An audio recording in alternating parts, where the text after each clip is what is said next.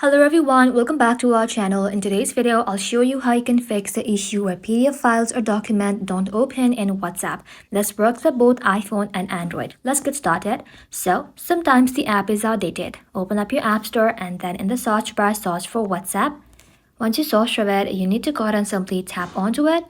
And if it says update instead of open, simply tap on update and let your application update to its latest version. After that, head back to your home screen and then allow file permissions. WhatsApp needs permissions to access stories or files. So open up your settings application. Inside here, you need to go ahead and simply scroll below. Then tap on apps. Inside apps, search for WhatsApp and then tap onto it. Just like that, turn on photos, files, and allow document access.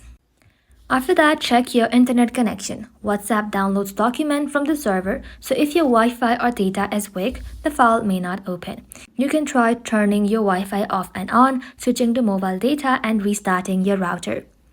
Also, restart your phone. It sounds simple, but it solves 60% of app issues. Just turn your phone off, wait for 10 seconds, and then turn it back again, and then try again.